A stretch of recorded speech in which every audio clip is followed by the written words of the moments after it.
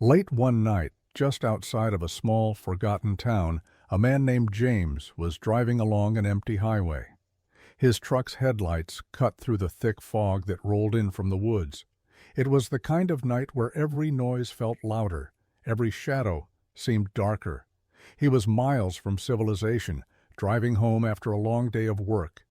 As he rounded a curve, he noticed flashing red and blue lights in his rearview mirror.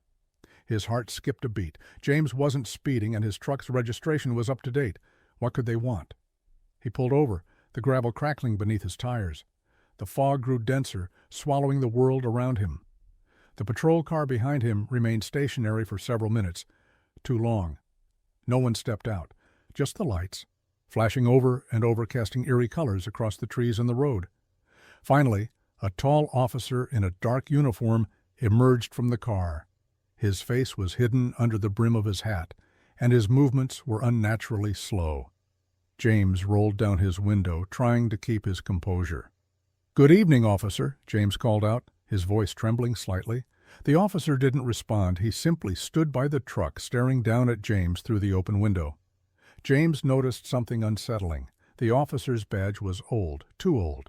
The metal was rusted, and the number on it was barely legible. But what caught his eye most was the officer's skin. It was pale, almost gray, and his hands trembled as they gripped the flashlight. "Is there a problem?" James asked again, this time more forcefully. The officer's mouth twitched, but still no words came. Then, without warning, the officer reached into his pocket and pulled out a weathered ticket book. He flipped through it slowly, as if the pages hadn't been touched in decades. The paper crackled like dried leaves. James felt his stomach drop. Something was terribly wrong. He glanced at the patrol car. Its license plate was missing, and the windows were fogged from the inside. The lights flashed faster, almost frantic now, casting distorted shadows in every direction. Suddenly the officer leaned in close to the window. His face was gaunt, his eyes hollow. "You shouldn't be here," he whispered in a voice that sounded distant, like it was coming from the bottom of a well. James's blood ran cold. He slammed his truck into gear, heart racing as he sped off, leaving the eerie officer in the fog.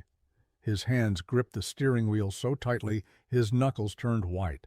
But the lights, those red and blue lights, didn't disappear. They stayed in his mirror, growing closer no matter how fast he drove. The patrol car seemed to glide across the road, unaffected by speed or distance. Panic surged through James as he turned down a narrow dirt path, hoping to lose the car in the winding back roads. Yet the fog only thickened, making it nearly impossible to see. His headlights barely penetrated the dense mist, and the sound of sirens, low and mournful, echoed around him, closing in.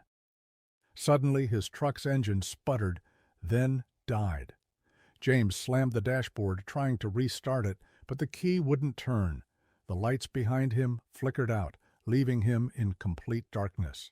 Then, in the silence, he heard footsteps, slow, deliberate, approaching his window.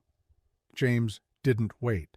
He threw open the door and ran into the woods, branches slashing at his face and arms. He didn't know where he was going, only that he needed to get away. But the footsteps never stopped.